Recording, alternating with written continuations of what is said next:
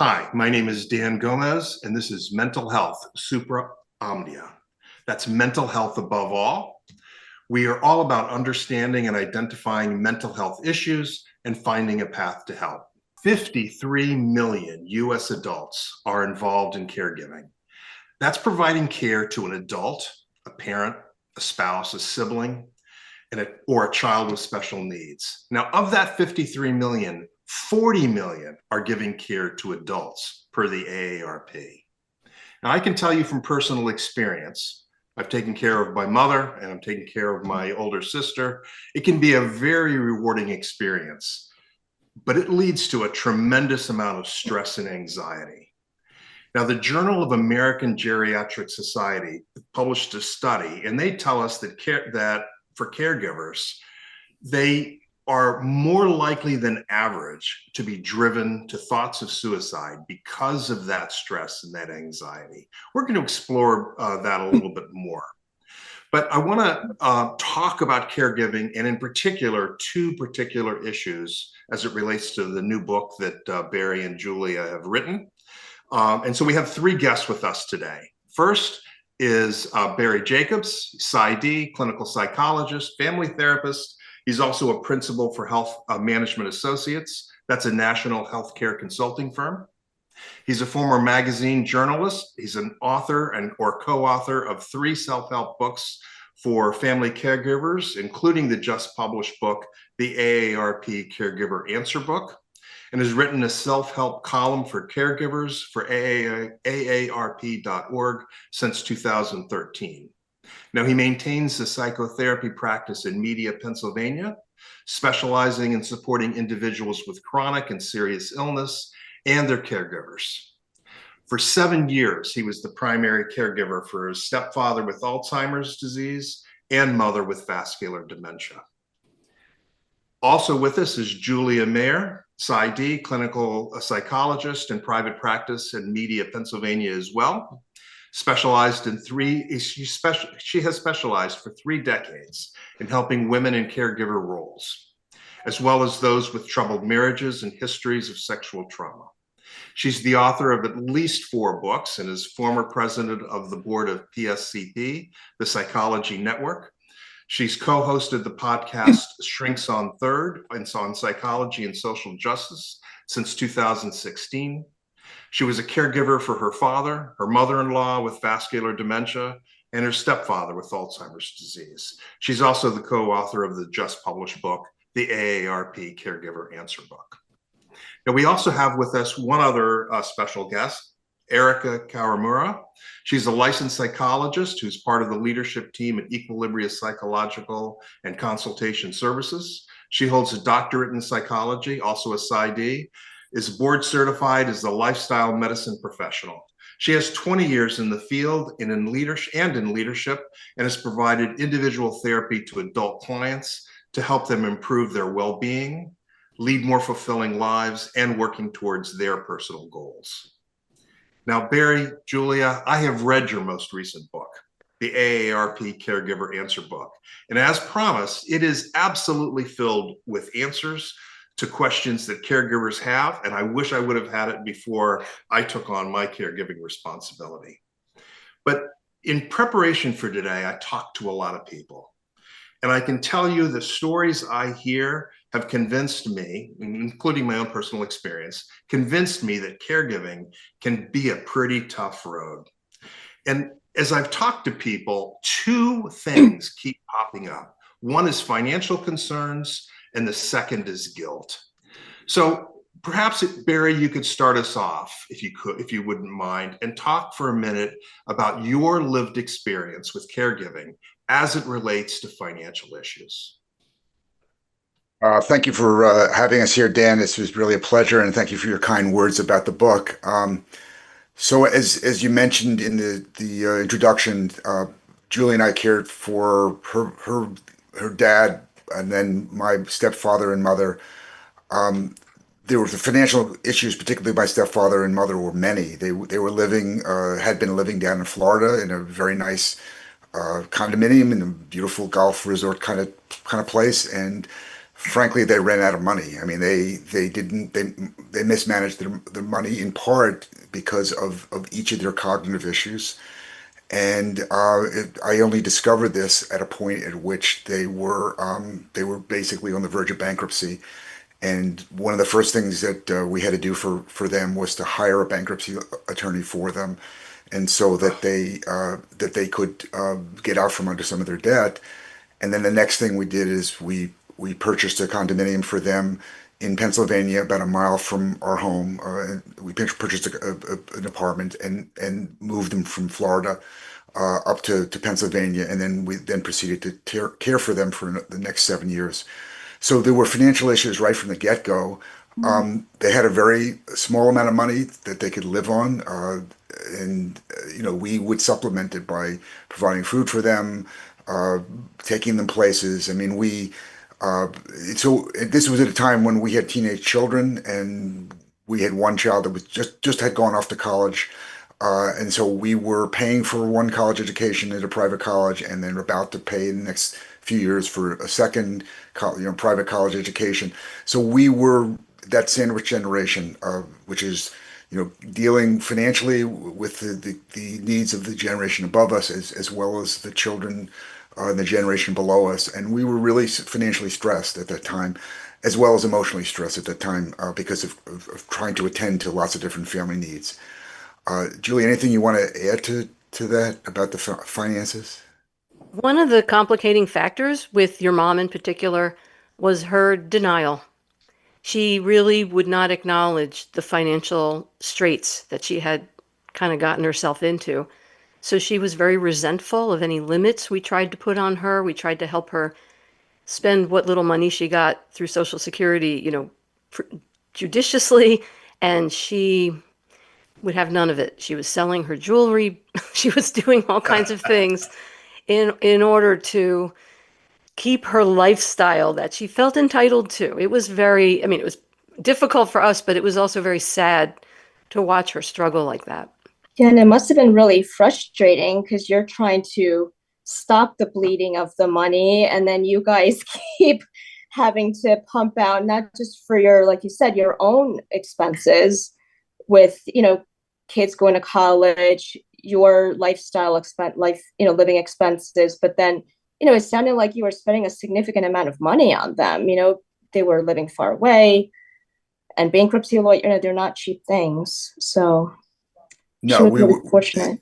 I mean, frustration is too mild a word. I was really incensed at how my mother's attitude toward money, and as Julie mentioned, the fact that my mother felt entitled to living a certain way. She was 80 years old. She had worked hard her whole life. She felt like if she wanted to take friends out to lunch, take friends out to dinner, that she was entitled to do that. And I just found it frankly outrageous because in essence, Julie and I were subsidizing the lifestyle that she wanted to live, and I found it really insulting, frankly. So my mother and I had a lot of disagreements about money, which sometimes got quite heated during the caregiving. Mhm. So finances were a really big issue for us. Yeah. So how do you keep going? And I think for most people, you just want to like throw up your hands and be like, forget it. If that's just the way you wanna, it's your life, you built it, you know. Now you got to Well, suffer the consequence, right? What? Because this was like a 7 year plus battle. It sounded like. it was. And early on, I don't want to speak for you, Barry, but I think Barry's brother had that attitude. It's like they Yeah. dug themselves into this hole, they can get themselves out. We didn't feel like that. We felt like, okay, they did dig themselves into that hole. They traveled the whole planet. They had a great life and they used up all their money, but they were still family and we still felt, we had to take care of them. But yes, it was an ongoing negotiation, I'll say, where we tried to get her to be more mindful of her spending and also to recognize this was having an impact not only on her son and me, but also on her grandchildren. Hmm. Did not really make that much impact. No, Let's put money in context if we could. because I did read that AARP study, interesting study, easy read, but I read quickly.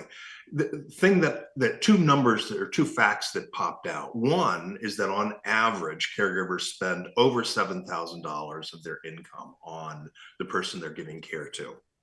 $7,000 can be a lot of money.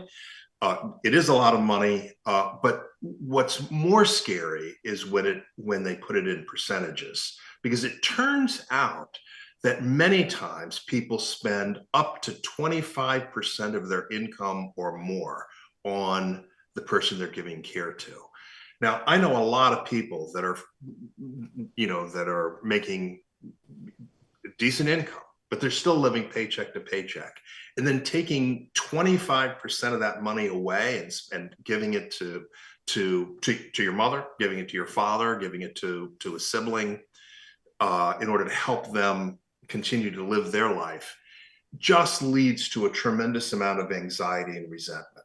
And one of the things that you said, I think, Barry, is that or Julia, your mother had a lot of anxiety and resentment. You have a lot of anxiety and resentment. How do you negotiate that between the two of you?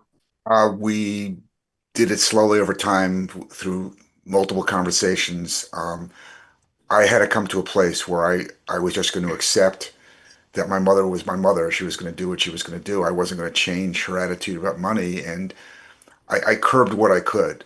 So, for instance, toward the last few years of her life, while she was still living in the apartment, she had personal care aides that came and stayed with her during the day because she was not safe. She fell a lot. She was not safe to stay home alone, and so she would. Her biggest joy was taking the personal care aides out to lunch, and every day, right? Because again, it was part of the way she saw her identity was to be this gracious, magnanimous person that had the money to pay for things like that. And we're not talking about large sums of money. So at first, I really chafed over this. I thought because it's not even just the amount; it was just the principle that she has to preserve her ability to pay for other people's lunch, even if it ultimately is coming out of our pocket. And and then I actually called the home health agency and I said, could you tell your aides to stop allowing my mother to pay for their lunch? I went that's so far as to do that, and they did. The home care agency did that. But in retrospect, I should have just let it go. I mean, the principle was not something my mother and I were ever going to agree on, and I had to just accept that whatever feeling she had of entitlement, I was not going to change that. And her feelings of entitlement stemmed from many different parts of her life. She grew up very poor. She struggled in many ways in her life. She, in many respects, in all justice, the world is a just place. She deserved to be able to spend money on taking the personal care aides out to lunch or to live, in a certain lifestyle. And the reality was one, as Julie pointed out, she could not just accept. She could not accept. I mean, my mother was someone who had a master's degree in accounting, and she had taught accounting on the college level. I mean, this is a very smart person. She was very math oriented, and she had managed their finances very, very well until the point where she either didn't or couldn't, and probably both. My stepfather, long before her, had much more marked dementia, and he literally could not make any financial decisions anymore. My mother's vascular dementia was more insidious, and it took me a while to figure out that, in fact, she couldn't do this anymore. It wasn't just that she willfully wouldn't take care of her money anymore. She couldn't do it. And we had to just accept it, that whatever this was going to cost, it was going to cost. And thankfully, I mean, she had, believe it or not, very prudently purchased a long-term care insurance policy in the middle of the 1990s when such things were brand new. It wasn't a great policy. Those early policies didn't have riders in them that would increase the amount of money that they would pay. The insurance would pay per day for benefits. So the same amount of money that they would pay in 1995, they were going to pay in 2010, 2015. And so it was like $130 a day for home care, but it was something. And so there were some resources we could draw upon because she had used good judgment back in the 90s. And the rest of it, we just had to I mean, it was what it was. I had to come to some better acceptance of it. I had a first cousin who basically said to me, you're all bent out of shape about this, and it's just, I mean, it really isn't worth it, especially if it's causing you and your mother to just have constant conflict. And so I had to come to grips with it. And Julie helped me a lot with this too. This was, you can hear this was still a very emotional issue for me. And ultimately, we don't change our parents, and our parents when we're adults don't change us. We have to just come to some acceptance of our differences in approaching money. You mentioned your mom and taking people out to lunch. When I've talked to people, a lot of times it's mothers that we end up taking care of. I think women live longer, but my mother used to buy stuff that wasn't needed, and I hear that all the time. They'll just buy stuff that's not needed. For her, if you had the TV and you had an infomercial on, those were created for her. Okay, those were created for my mother. In fact, their revenue, those people's revenue, must have gone down when she finally passed away. She bought from that, and she bought from this one particular catalog of junk. And every day something would show up, and it would be some faux leather or whatever, or some kitchen appliance or something. And I probably wasn't as nice as you, Barry. I actually would intercept that catalog from the mail and throw it away. It would never make it in the house.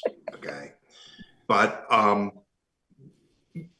that spending issue is just it's just brutal. It shows that they have different priorities than you. And when things really get tough and you have to deal with daily care, there may not be the money there for it. So you were lucky you had long-term care. What happens to people that don't have long-term care insurance? And they're in denial of their condition. And they're in denial. Sure. Mm-hmm. Where do they turn? What do they do? So just to give some context for this, so only about 7% of Americans have long-term care insurance. So even to this day, to have long-term care insurance is a rarity, and so the vast majority of people don't, which means that they're either digging into their pockets and maybe tapping into their kids' college education fund, or they are looking towards other sources of financing. So. And there are several. So for instance, the most important one is that if a parent spends down their money and then qualifies for Medicaid, then they are then eligible for services under Medicaid. And then my mother qualified for Medicaid. I mean, which was completely ironic because she had been living in the lap of luxury in Florida in a gated golf community, but now she's qualifying for Medicaid. But the Medicaid would help pay for some of the personal care aid cost. It ultimately pay for her to go into a nursing home.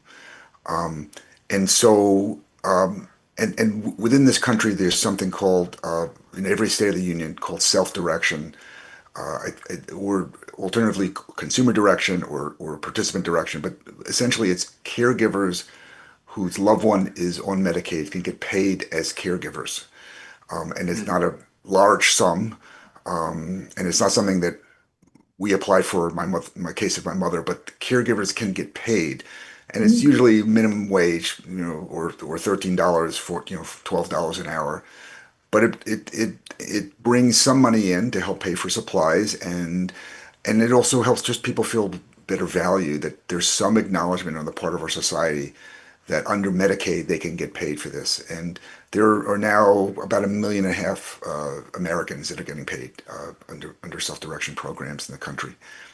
And then thirdly, they're through what are called area agencies on aging, which every county in Pennsylvania, every place in the United States has its own assigned area agency on aging. These are basically outposts of the U.S. Department of Aging, through which money is funneled to provide funding for services to help older adults age in place, so they don't wind up in nursing homes. So in our county outside of Philadelphia, the National Family Caregiver Support Program that's administered through the Area Agency on Aging will help reimburse for services up to a certain amount. And I think the amount now is like $600 a month that they'll pay for cans of Ensure, diapers if need be. Maybe they'll pay for the installation of a home, of a stair glide or a ramp to the front door. So again, all of these are government funds designed to help people stay in their home for as long as they can, which is what most people prefer, to keep them out of nursing homes, because if someone goes into a nursing home, it costs the state far more money, and it costs the federal government far more money than the sum that they're providing for services, for some reimbursement of services in the home. So those are all ways that finances can be addressed in caregiving. We talk about finances, and we talk about it from the perspective of caregiving itself, and the person that's receiving care, but we don't always focus in on the person who's giving care. Most of us work. We have to work at jobs. Most of us don't have the luxury of working from home. It's a more recent thing. So people work jobs 40 hours a day. They're expected to show up at work, be in the office. Certainly true pre-pandemic, increasingly so post-pandemic. If you're giving all this care, you're spending all this time, what happens, Julie? I mean, I'm sure you've talked to people that their careers have stalled. Maybe even they haven't gotten promoted. They maybe even lost their jobs because they were spending so much time. Mm-hmm. I mean, what's happening with that? Do you see that often, or is that a rare occurrence? Or people who just don't have PTO, pay time off. Not everybody has that, or FMLA benefits, and I can imagine it's very anxiety provoking. Or they have it and they've used it up because the caregiving is going on for 7 years and their loved one has Alzheimer's. Right. It is a crisis in this country. It's not a minor thing. It is an enormous thing. And I don't know what the statistic is now, but some years back, it was almost 50% of caregivers have huge problems with work. Either they leave early, they retire early, they go to part-time, they scramble. I mean, the one silver lining from COVID is that maybe they can do something remotely and be there with their loved one. It is really devastating to people. So that $7,000 annual expense, you have to add in the reduction in work hours and income. Right. That makes it a larger amount, really, and the time.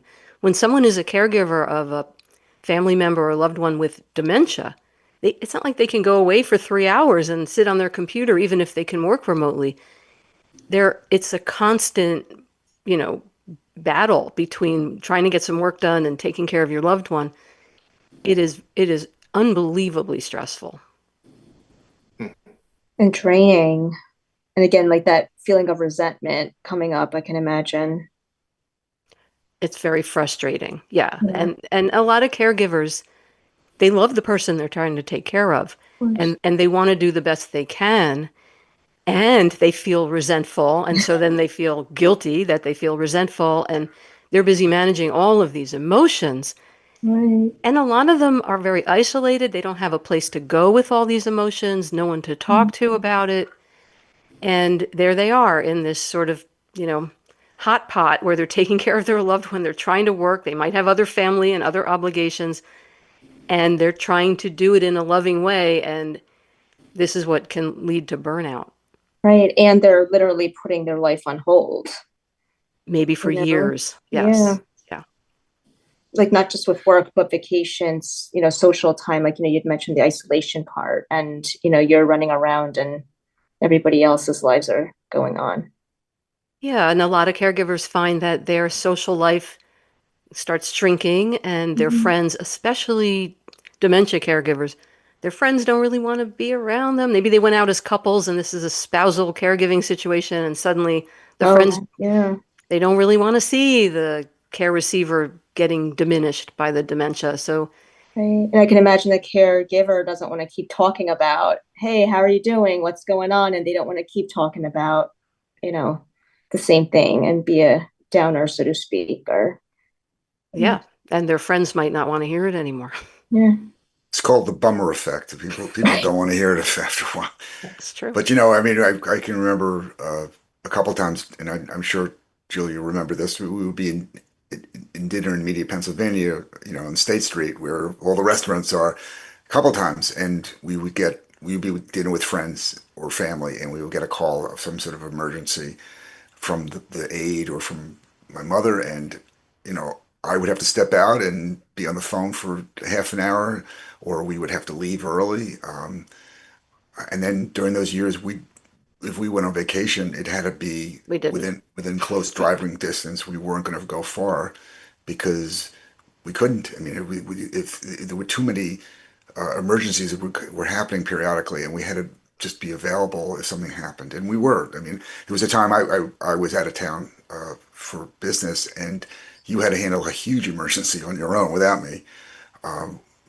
So I mean, to your point, Erica, it really disrupts life for a long period of time, and especially with a slowly progressing disease like dementia. This is not something that goes on for days Right. and weeks. This is something that goes on for months and years, and it does. It impacts life. It impacts what you can contribute to your family. It impacts everything. Um, so So I here go you ahead. are. Here you are. You're feeling that resentment. You are doing your best because you want to help your mother. You want to help your father or your family member. There's no question about that. But you do find your friends slipping away. I mean, as I was talking to people, that's one of the things I heard they felt their siblings were slipping away, their friends were slipping away. They felt alone. So here's this person that is dealing with somebody that's anxious and resentful. Perhaps if they don't have dementia, they themselves are anxious and depressed.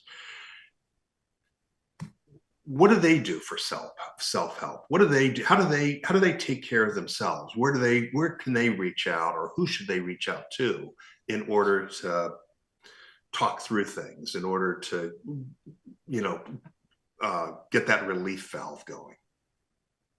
Well, it's really important. That isolation leads to absolutely leads to health problems. And if you want to be a good caregiver and you want to take care of that person that you're caring for as long as possible, then you need to do self-care. But when we talk to caregivers, it's an uphill battle because they often feel they don't have time. How useful is it to sit and meditate for 5 minutes? It is useful, actually. It lowers your blood pressure, it slows down your heart rate. So one thing we suggest is that people find little windows of time for themselves and just do something relaxing. Another thing we suggest is that they call on family and friends so that people who they trust, who will listen, who are willing, maybe even people who've been through caregiving already.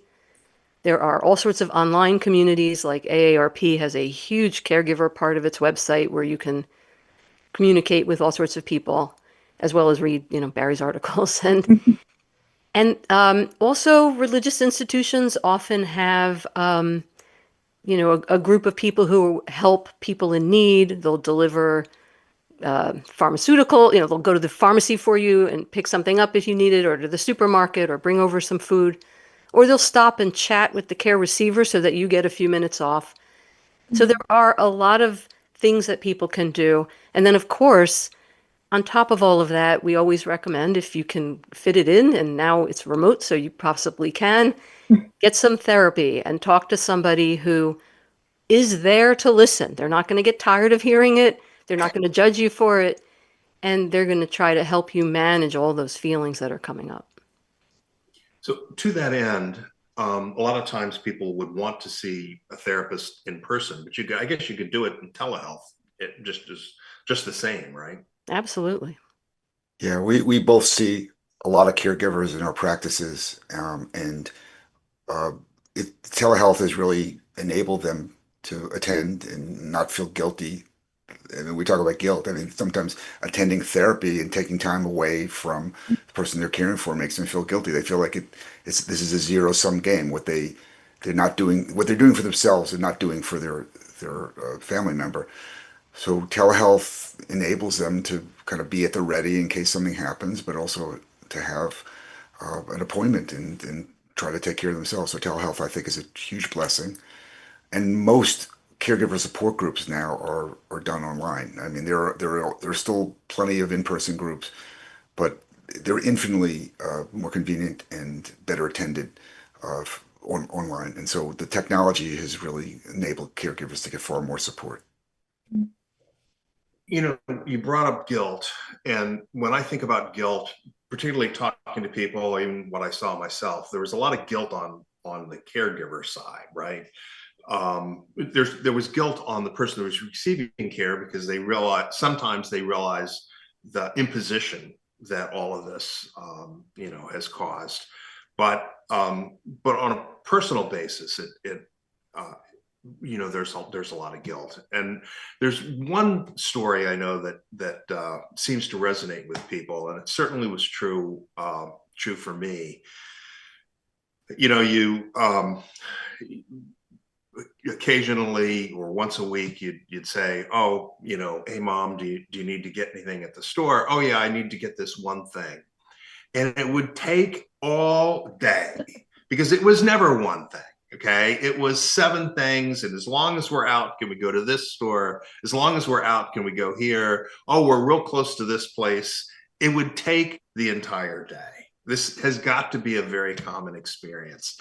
How do you deal with that? I mean, because I just even thinking about having done that and how many times I did that, I got to tell you, I get anxious about it. Okay, I can feel it inside.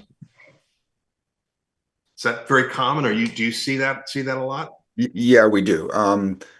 And I think number one, people have to adjust to the pace of the person they're caring for is really what it comes down to. I mean, um, many a time my mother would have a 10:30 or 11 o'clock doctor's appointment, and I would show up a couple hours beforehand to know that, knowing that it would take her a while to get going, and no matter what, we were late, right?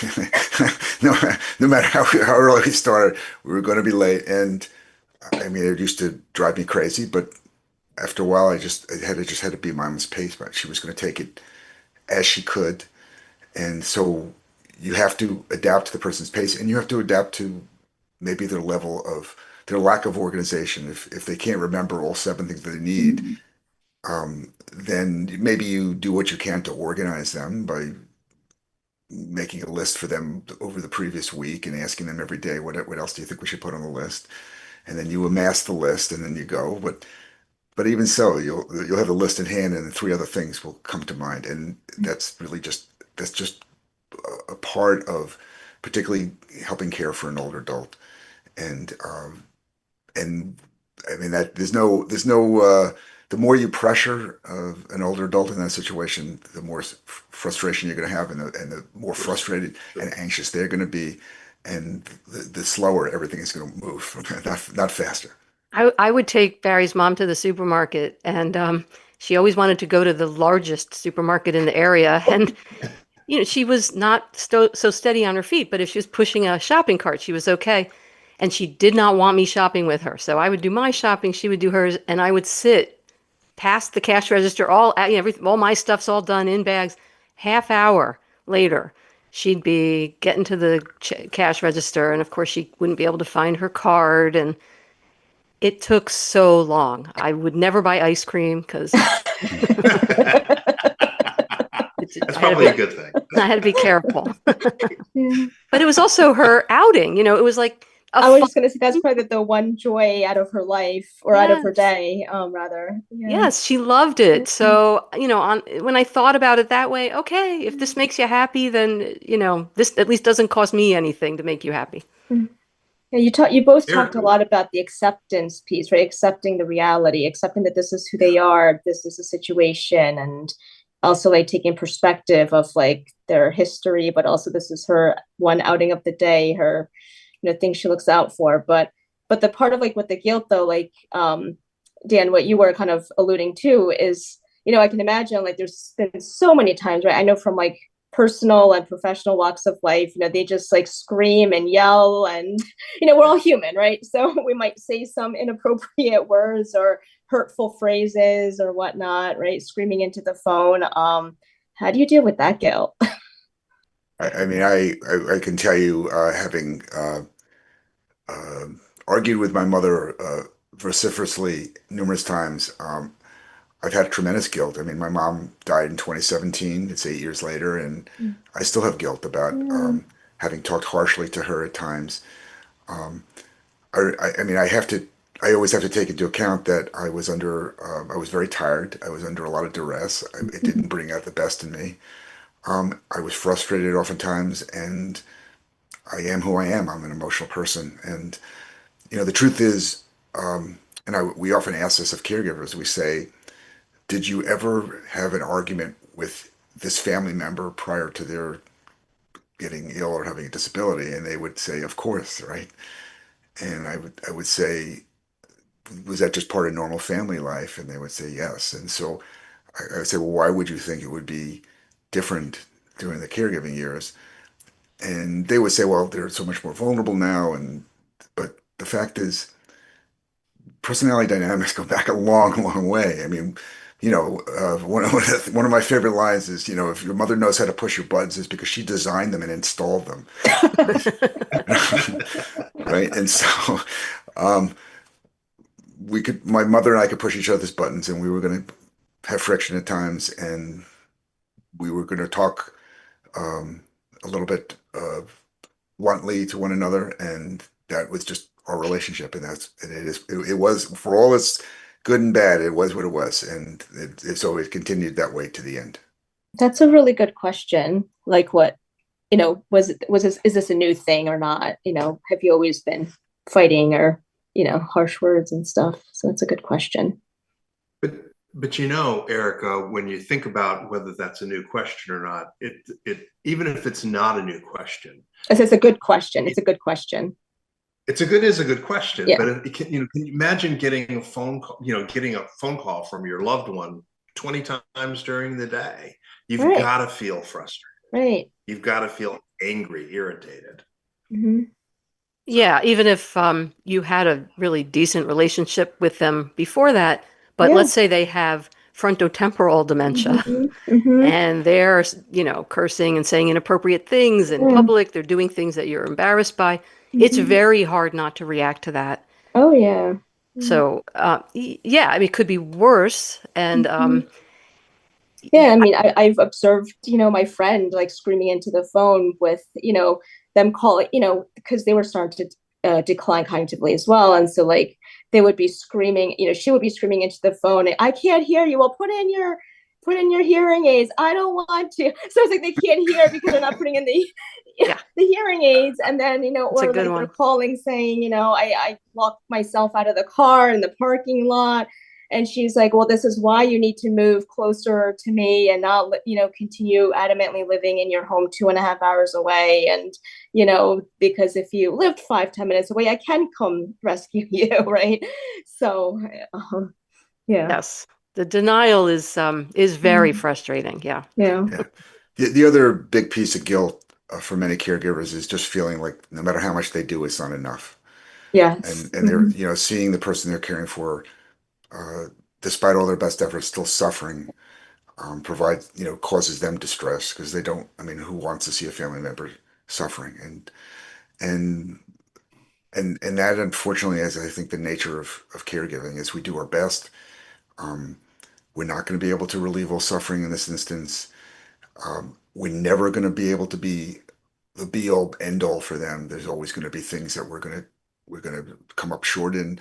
One of the things I often talk about with caregivers is, that none of us have one role in life. We all have multiple roles, so that we may be an adult child, we may be a spouse, we may have children, we may be a worker, we may have other responsibilities.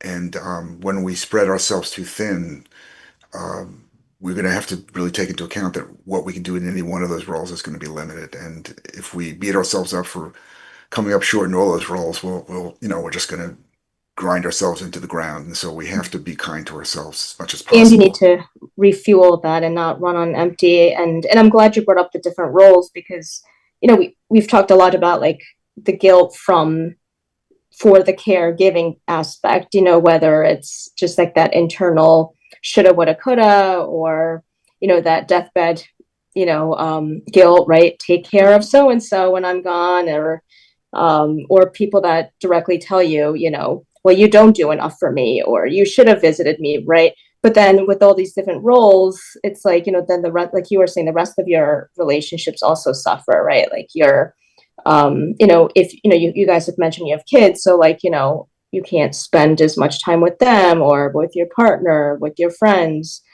for yourself, right? How do you manage like all of that guilt with the other parts that aren't receiving enough attention, like you were saying? Well, one of the things a lot of caregivers, I mean, they all experience everything you just described. Yeah. But another thing that they have is this sense of mission. A lot of caregivers want to take care of their loved one, despite their kids, their job, their whatever else they have to do. It's important to them. Let's say they have a good relationship with that person, but it isn't absolutely necessary. You can want to take care of someone who was an alcoholic when you were young and terrible, but you still feel, I'm a good person. I want to do the right thing. And so that kind of carries people through. But if they had a good relationship, that parent took them in when they went through a divorce, or it's payback. It's an opportunity to give back to someone that you love. So that's a thing that we try to support for people, that sense of mission, the idea that yes, you're sacrificing every single day, no question about it, but you're also carrying out one of the most meaningful, important jobs you may ever have in your life. Yeah, that's where I think the rewarding aspects of caregiving, as you mentioned earlier, Dan, come in. When people feel like they're giving back to someone who took good care of them, and they're, I mean, that they when their parent, for instance, dies, it gives them such a sense of satisfaction and gratification that they did the right thing. And that I think enhances their sense of self-esteem. I think it enhances their sense of competence. I think that sometimes people have a very strong religious faith, and they see caregiving as part of a life task that God has placed in their path, and so they embrace it as something that is fulfilling, something really important, and so that sense of purpose really does carry people a long way, despite all the frustrations, despite all the sacrifices, despite all the logistical hassles. That knowing that you've done the right thing, and that it's going to make a difference in someone's life, and it's going to make a difference in your life, really does give people the momentum to keep going forward. Right. And like you were alluding to, like living according to your values as well. Hmm. Just yeah. Yeah. I mean, I can certainly understand. I certainly do understand feeling good about, what I did and talking to people what they've done. But you go back to that financial aspect just for a second.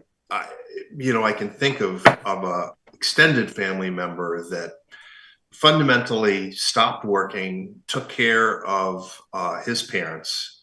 Eventually, his father died. Mother had dementia. Eventually, she died. Years. I mean, this was a years-long process. During that time, he never worked. Now, his siblings worked. He never worked. So you get this sense of satisfaction that he did what he needed to do. But what about him? I mean, this guy. He's screwed. I mean, didn't even contribute to Social Security because he didn't have a job. What's he going to be able to do now? So what more and more families are doing is creating what are called care contracts, and in care contract, uh, either a certain amount of money will come out of the parents' financial reserves to help pay the primary caregiver some compensation, or the other siblings will pay that person. but that they will contribute to the parents' caregiving by acknowledging and valuing and paying for what the primary caregiver is doing. And care contracts are commonly put together by elder law attorneys, and it's often a really good idea to make it something legal, because then there's no argument later over how the parents' money was dispersed.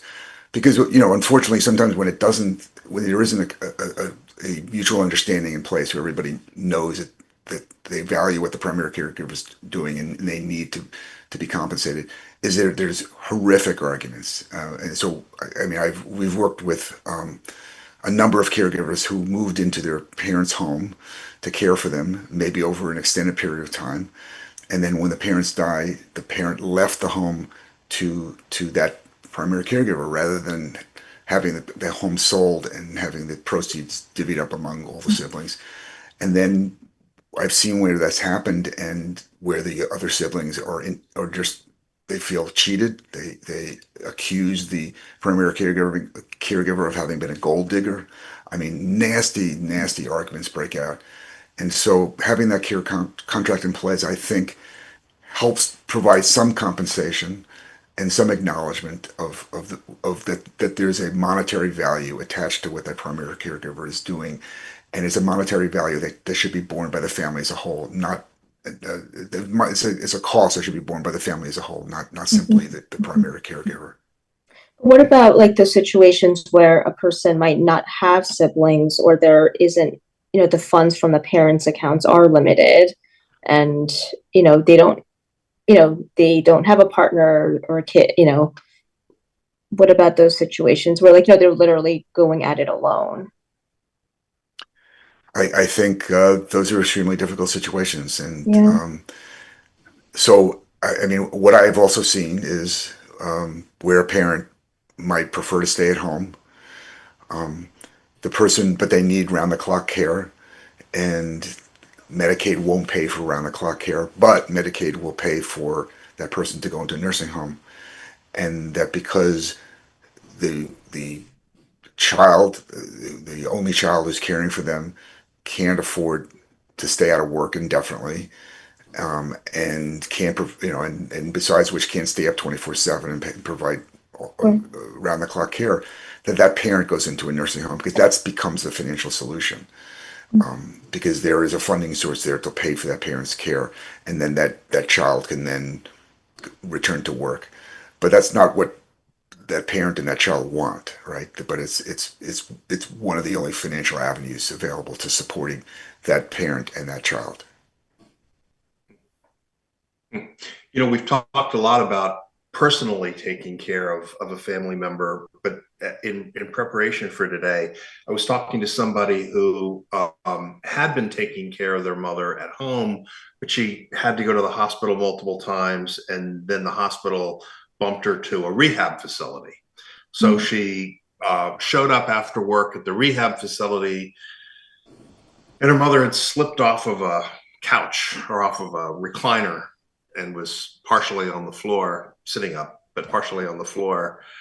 And still there was guilt. So, it wasn't just her trying to take care, well, obviously she was trying to take care of her mother, but it wasn't her trying to take care of her mother in her mother's home or in her own home. It was trying to take care of her mother when someone else was being paid to do so, if you will. Even then, there was just a tremendous amount of guilt. I mean, it was a good conversation for her. It was difficult for me. I mean, she was crying and whatnot. But you must be either any of you must have talked to people that even have guilt when their loved one is in a nursing home or in a rehab facility. No doubt about it.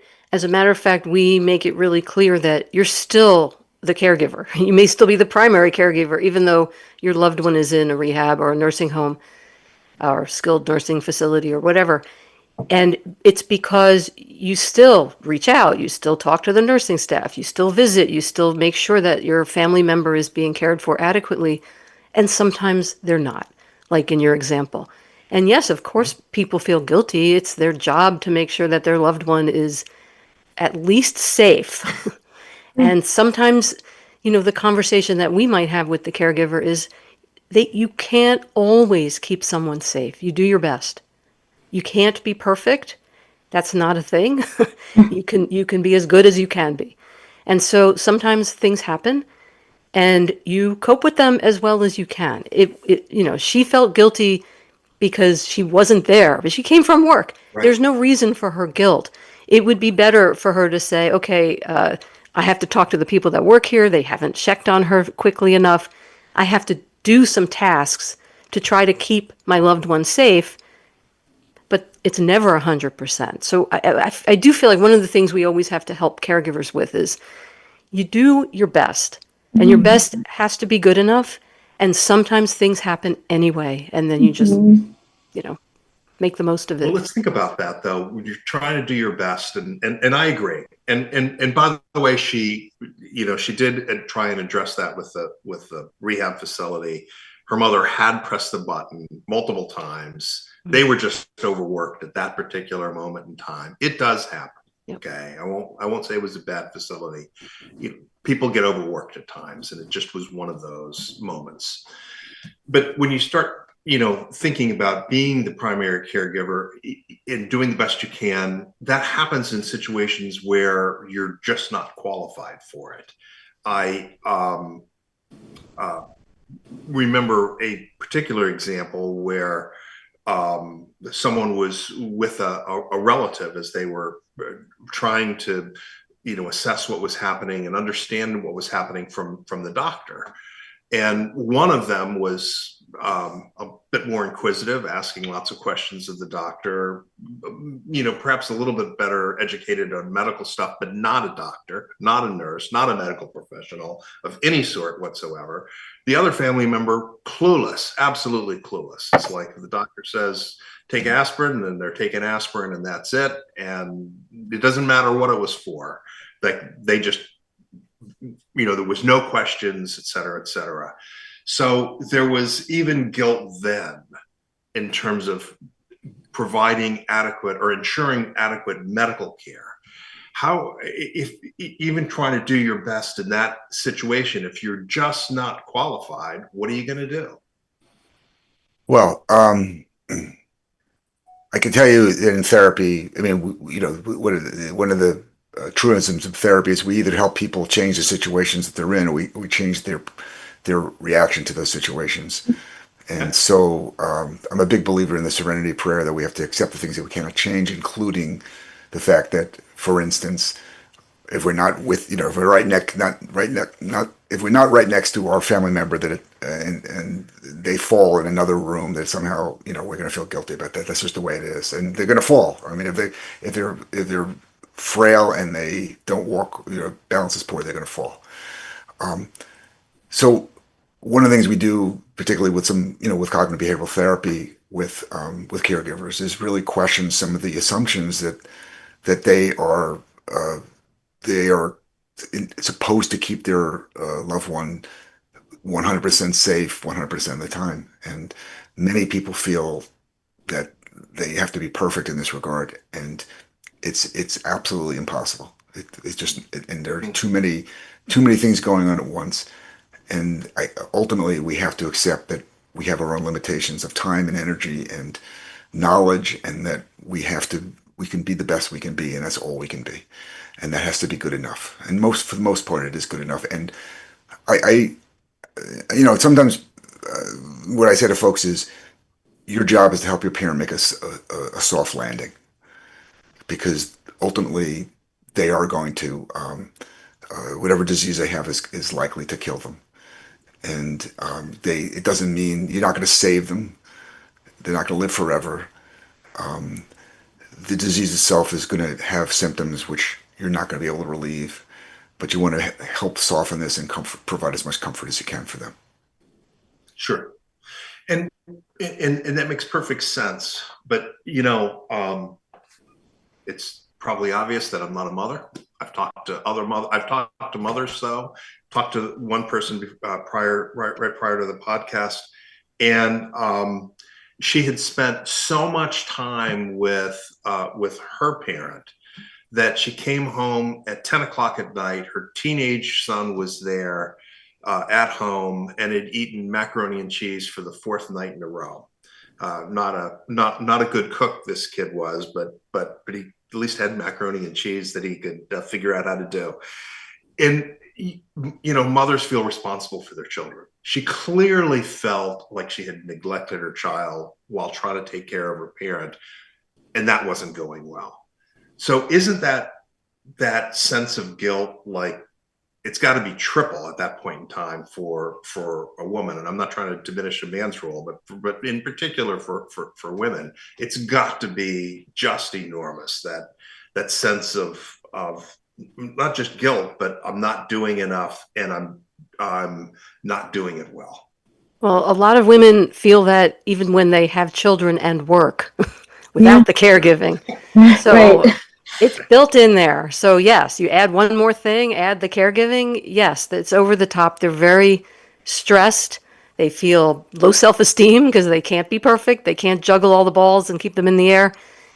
And that's the person who really needs support. That's all I can say. It's a terrible situation. It can't be fixed. You try to be as mindful as you can if you're that person. I want to I'll make quality time with my teenager. I'm going to teach him to cook a few more things. At least he can do that. He can contribute to the situation. That's good for him, good for me. You come up with creative solutions and you accept that, like Barry was saying, there are things you can't change. You do your best. What we really want for caregivers is at the end of the day to say, I did my best. Of course, it didn't go perfectly, but I can feel as good as I can that I am doing my best. I'm trying hard. I'm a good person. And, this is just where I am right now. Sure. So we said that if you're a caregiver, reach out to family, reach out to friends, reach out even online organizations, where you can talk to others, reach out potentially to a therapist. Is there anything else that we need to say before we close? Give each of you an opportunity. Julia, anything that you want to make sure that gets said? So I'll go back to our book because it's just out. And the idea is it's a roadmap for all the caregiving questions that you have. It also lets you see that everyone's struggling with the same things. You're not alone. You're in a huge community of people who don't know how to talk to the doctor, don't know how to get their sibling to step up, etc. So it's a way to get some support. But ultimately, what we want is for caregivers to be kind to themselves and recognize that what they're doing is, climbing an impossible mountain, and they're going to do the best they can, and then be nice about it. Take care of yourself. Be kind to yourself. Yeah, I think that's really important. Like I said, I did read the AARP Caregiver Answer Book. I did read it cover to cover, but if I hadn't done that, I would certainly have been able to jump to the section that I needed to jump to, and there were 20 questions that were asked and answered, which would have helped me. So I appreciate that very much. Barry, anything that you would like to make sure that you add? I mean, I want to underscore everything that Julie just said about being kind to oneself. And the other thing I'll just say is, there's a cliche that caregiving is a marathon, not a sprint, and especially for someone with a, long progressing disease like Parkinson's disease or dementia, it is. And to run a marathon, we need to do certain things, and that is we need to learn a little bit about the lay of the land. We need to learn how to pace ourselves, and we need to learn how to run with others, because that kind of helps us feel like we can run further. And all those things are true for caregiving. We need to understand some of what the challenges are with the individual's condition and what its treatments are, as well as the challenges of caregiving. We need to pace ourselves, meaning we can't go full tilt all the time. We have to only do what we're able to do. And then thirdly, we need to replenish ourselves along the way. Otherwise, we never make it to the end. And thirdly, we need to find a community of people who understand us, who can support us, and they will help uplift us as we go through this journey. And then when we cross the finish line, even if our time isn't world record, we'll feel pretty good. You still ran your 13 or 26 miles. Exactly. Right. I love that. I love that Excellent analogy, advice. because, even with, like you literally have to stop and, get your water breaks to recharge, replenish, so that you don't faint or, pass out. Yeah, So, you don't make it. You don't make it from one water station to the other if you run by and say no, thank you, I'm not thirsty. I mean, right. you have to replenish yourself. Yeah, I love that analogy. Yeah. Excellent advice. Erica, anything that you'd like to make sure that you add? No, this is lovely. This was great. A lot of helpful tips, and thank you for sharing your stories too. Thanks for having us. Absolutely. Yeah, thank you. So just to close, our sponsor is Equilibria Psychological and Consultation Services, whose mission is to help achieve individuals, help them achieve their personal potential, their long-term growth by compassionately and respectfully helping clients live in balance. You can visit them at equilibriapcs.com. Also look for them on Facebook, Instagram, and LinkedIn.